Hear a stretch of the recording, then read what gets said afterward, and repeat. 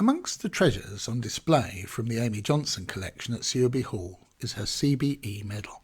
The award of the CBE, or more formally, Commander of the Most Excellent Order of the British Empire, was established by King George V, and it is given to those who are considered to have made a significant achievement for the United Kingdom. Amy Johnson, as the first woman to fly solo to Australia, had done just that.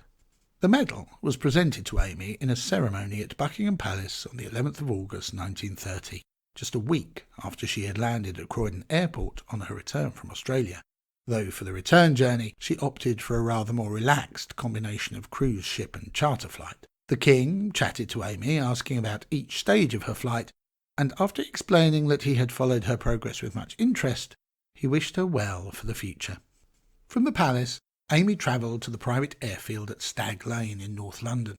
This was the main base of the de Havilland Company and the place she had learned to fly, gaining her pilot's licence in 1929, and where her flight to Australia had begun just 3 months earlier on the 4th of May. At the airfield she was reunited with Jason, the Gypsy Moth aircraft in which she had flown her epic journey. With Jason fuelled and prepped, she took off for Yorkshire and home.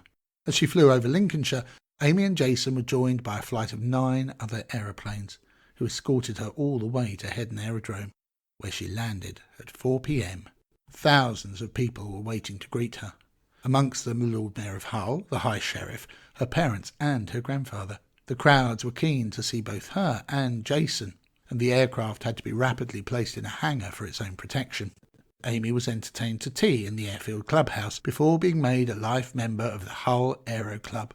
From the aerodrome, Amy was driven in the Lord Mayor's car to a civic reception in Hull.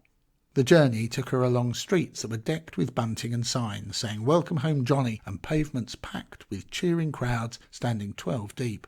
Many of the crowd had been waiting for hours to catch a glimpse of a woman who had achieved a celebrity status on a par with any Hollywood film star.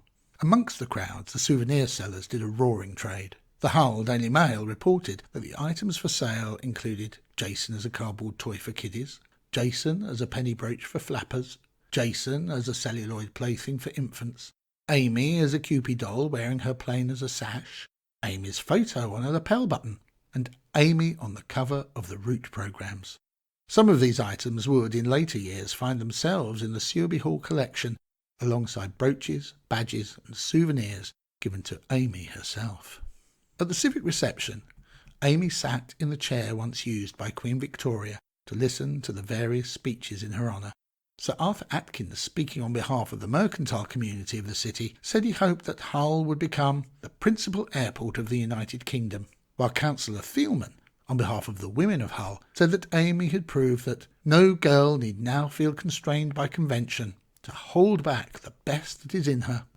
Amy was presented with a silver casket containing a copy of the Council's resolution of congratulations and a silver globe, both of which are on display alongside Amy's CBE. After the reception, Amy went home. Crowds had gathered outside her house and chanted, "We want Amy," but as Amy walked back in through her front door, she recorded later that it all felt like it had been a dream and that she had never been away at all.